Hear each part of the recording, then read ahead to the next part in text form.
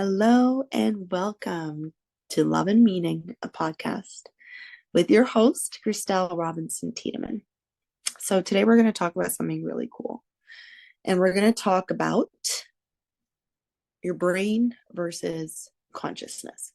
It seems like in most conversations about personal development, even psychology, a lot of people, myself included, not too long ago, maybe a couple of years ago, was very much under the impression that anything that happened inside my head, my brain was responsible for. And let me just give a little bit of a warning that this is also a bit of a hairy conversation. Okay, so this is not meant to be taken exactly literally. Like, I don't know what synapses are firing exactly that are happening to make whatever is going on. Yes, your brain is involved in every single thing that's happening, but stick with me, okay? Everything that's happening inside of our heads. So when it comes to changing patterns in ourselves, making changes in our lives,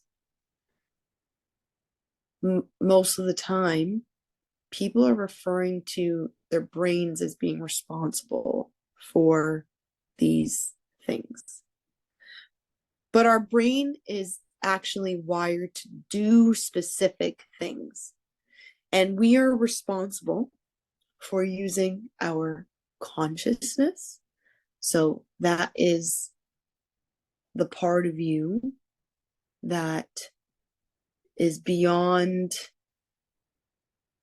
a instinctual response. That is the part of you that has to do with soul, I believe, because your soul's intention is implanted.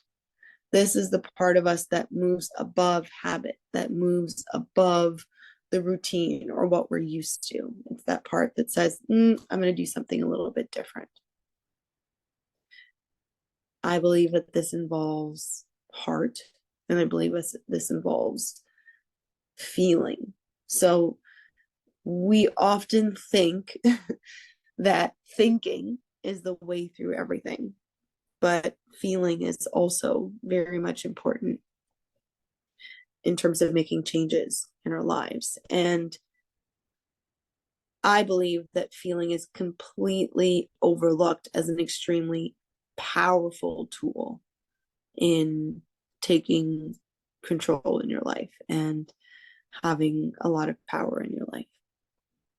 So in talking about this brain versus consciousness, you can also this can also involve tapping into your body, tapping into feelings. Okay, so there are a lot of things that are misattributed to our brain to be responsible in order to make those changes.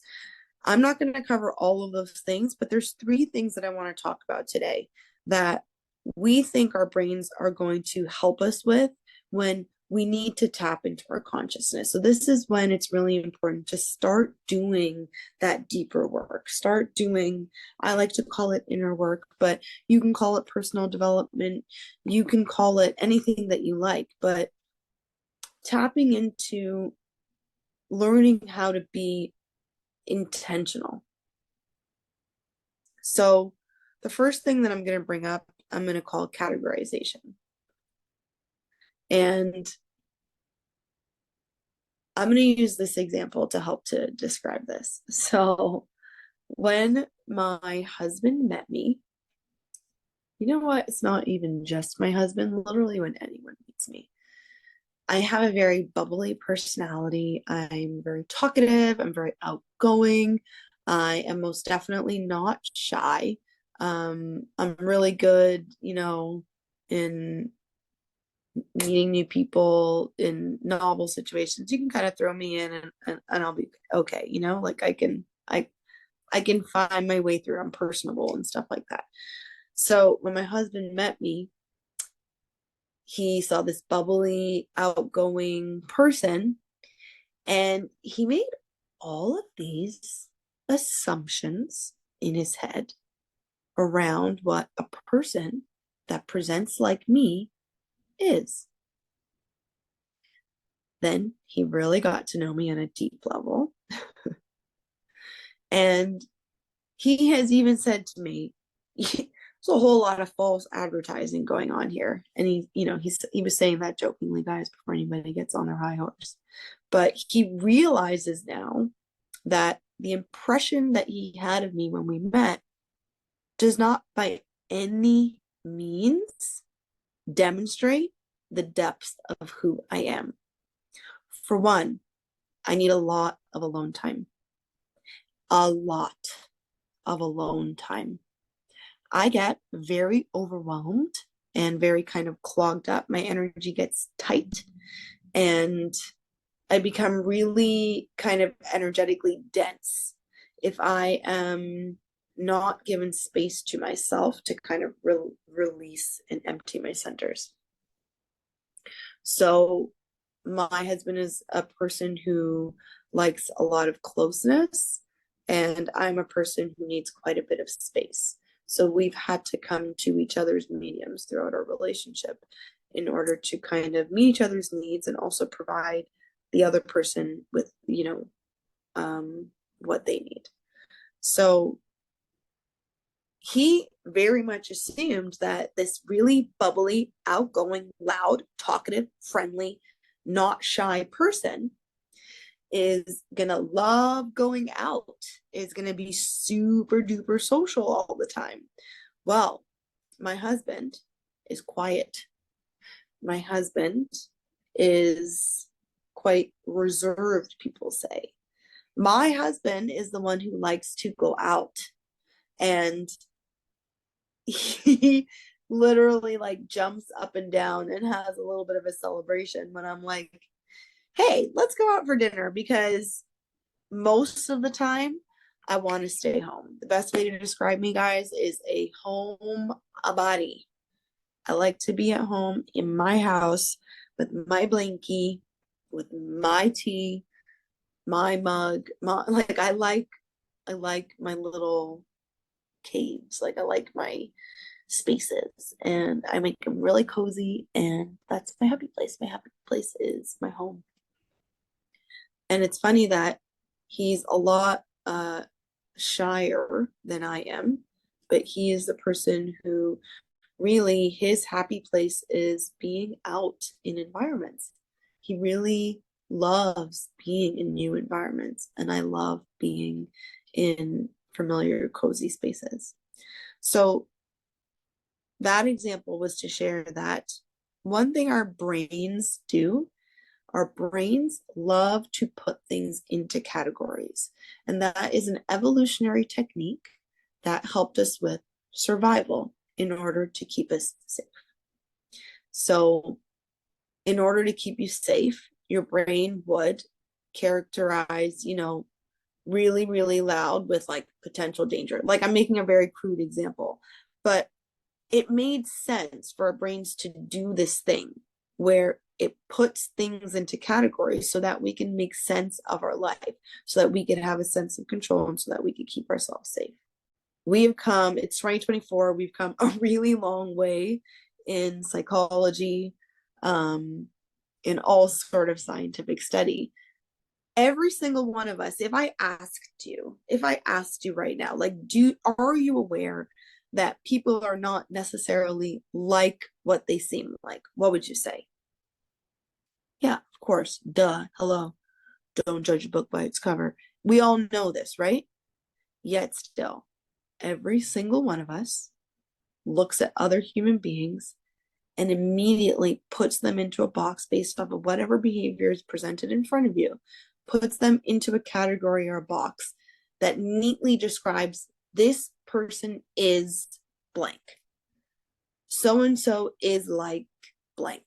We're wrong. So-and-so is not like blank.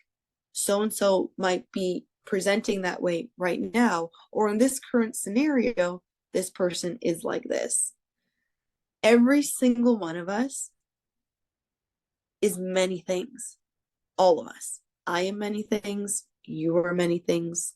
He is many things. She is many things. They are many things. We are made up of parts, and they are different. And we are different in different scenarios, and we are different with other people. It is really helpful if you want to be a truly emotionally intelligent and emotionally masterful person in your life. And I think that this is beneficial in every aspect of your life. Okay? I think it's beneficial in careers, in the workspace. I think it's beneficial in business. I think it's beneficial in relationships. I think it's super beneficial if you're a parent. Parents, oh my gosh, I'm putting an exclamation mark on this one. We have to use our consciousness to override that part of our brain that is constantly telling you to put everybody in a box in front of you. We have to use our consciousness to tell us that this person is multifaceted, just like me, just like everyone else. And just like I don't like to be labeled as one thing, neither does that person. And if we start to look at the people in our lives more realistically as the everything that they are, we'll have so much more compassion, and it leads to a much deeper relationship. Okay? So that's number one, categorization. Number two, survival versus happiness. Our brains were designed to keep you alive. Based off of evolution, our brains are wired to keep us alive, not happy. So, when it comes to the things that we stress about, when it comes to the things that we freak out about, when it comes to the things that we ruminate over, when it comes to the things that we put a lot of mental energy into, we put our bodies into fight or flight all of the time for things that are not related to survival. The reason that your body is going into fight or flight is because your brain, again, is wired to keep you safe. So that response that you're having is because, according to your brain, there's a lion or a tiger trying to eat you. But in this day and age, for the most of us, obviously, there are many of us who are living in truly, fight or flight scenarios. That is not what I'm talking about. If your survival is truly at stake, please disregard this. I'm talking about when you're running, 2 minutes late for work, or you forgot something, or somebody didn't call you back, or you are trying to decide what to wear, or you had an argument with your partner. You are not dying. The world is not ending, but we will react, and our entire nervous systems are out of whack, and we are having extreme responses as if we are about to die, but that is not the case. So we need to use our consciousness. We need to use our consciousness to teach ourselves, to use strategies, to employ strategies that soothe your nervous system, that soothe your inner child. There are so many techniques out there. There's so much somatic work out there, and that's a conversation for another day. But this is where we need to use our consciousness. Most people, I wish I had a statistic right now, because I think the percentage of people that have anxiety and the percentage of people that are pretty much constantly in a fight or flight state now is like something astronomical, at least in the Western world. We are still reacting as if we're about to die, as if we're in fight or flight, and that is not the case. And we keep thinking that our brains are going to stop doing this. Our brains are not designed for that. Your brain is going to try to keep you safe. So when it's telling you danger, danger, danger, it's doing its freaking job. There's nothing wrong with your brain. Your brain's not broken. It's actually doing what it was designed to do. But we are the ones who keep thinking that it's supposed to do something it's not supposed to do. It's not about your brain. This is when we're going to tap into our consciousness, our highest self, a higher level version of ourselves that is going to then teach our brain that we're okay. Everything's fine. I know how to problem solve. No one's dying. It's just an argument, whatever it is, and use whatever techniques there are to soothe ourselves. Okay? So that is number 2, survival, not happiness. Number 3, confirmation bias. Okay. This is a huge one, and this is one that could deserve its own episode. Our brains, in particular, an area of our brain called the reticular activation system. I'm sure many people have heard of this by now. Whatever you are focusing on, your brain, for convenience, it's freaking brilliant. It's literally your own filing system, is going to now zoom in to whatever that thing is and identify it for you. So if you think that everybody in the world is a horrible person, this is your belief, this is your story, this is what you continue to repeat, your brain is going to say, oh, are we looking for horrible people? Well, there's one, there's 2, there's another one over there. Look to your right, there's another one. Well, would you believe it? There's another one right in front of you. And then you say, ha, ha, I was right. People are horrible. Not quite. It's basically the world's most inaccurate study. You've taught your brain to identify the thing that you're focused upon, and so it is showing it to you. When you're very, very focused on a particular thing, you're not going to be able to see other things. So, using the same example, if you have a belief system that everybody in the world is terrible, people, human beings are horrible, you will be right. You will be proven right. If you have a belief system that people are wonderful and kind and caring, you will be right. Your brain will identify to you every single time that you encounter a person who's doing something kind, you will make note of it. So, when you're really stuck in a belief, let's say that the belief is exactly what we just said, that everyone in the world is terrible. It doesn't matter if that person opened a door for you, gave you a card, dusted off your jacket. You're going to say, I can open doors for myself. What do you think this cheap card is? I only buy from Papyrus. Why are you touching me? I don't like being touched. People are horrible.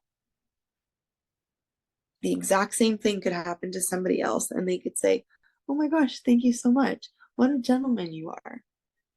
A card for me? Wow, why did you even, you're so thoughtful. And oh my gosh, I didn't notice that. Thank you. I really, really appreciate that. I like to be neat. Same exact scenario.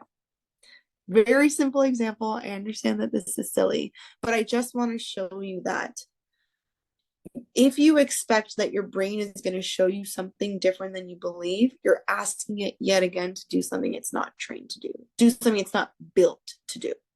So let's start using our brains what our brains are good for. And then let's start using our consciousness. And this is where inner work is really helpful. This is where, learning a little bit about psychology. This is where personal development is really helpful. Start to engage your consciousness, engage your conscious choice, engage intention into your everyday life, and watch things show up differently in your life. This is something that has made a giant difference in my life personally. There was a time in my life where I was constantly just proving myself right at everything I hated. And this is the truth. Abraham Hicks always says that that no matter what you believe, no matter what it is, you're going to prove yourself right. And it's true. So let's start to use our consciousness, okay? And let's leave our brains at what they're good at. You're not broken. So again, let me remind you, you're not broken. You know, it's not malfunctioning. We've just been kind of tricked into thinking. We've been misinformed. Let's say that we've been misinformed into thinking that our brain does a whole lot of things that it doesn't do, that it's not meant to. And this, we can go into a whole other conversation about willpower. Oh my gosh, people's use of willpower, obsession with just like, I'm gonna, you know, this, dieting and New Year's resolutions and Lent and all this stuff, just expecting willpower to be the super powerful thing. It doesn't work like that. It doesn't work like that. This is where we require consciousness or use strategies to take advantage of the things that your brain does. So when people say, and this will be my final thought for today. For example, when people say, you start a gratitude journal. I know that there are a lot of people out there that are like, yeah, gratitude journal. How freaking lame. I hear you. I get it. I get it. It's like, it's so played out. But do you know what that is? It's psychologically intelligent.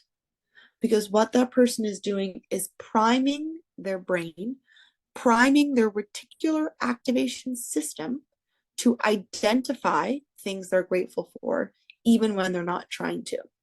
That is a person who is using their consciousness to try to train their brain in helping them to achieve their goal. So if you do something repeatedly, if you prime your brain into doing something, it's going to then start to attend to that thing. That's just exactly what we talked about in point number 3. So a gratitude journal is not quite as lame as you think it is, because these people do all of a sudden start feeling really, really grateful about their life.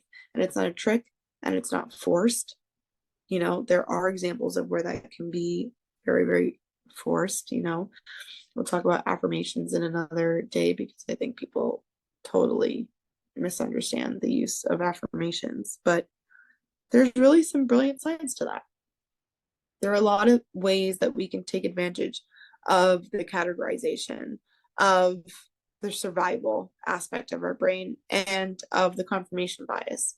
But let's start using it for our benefit rather than not.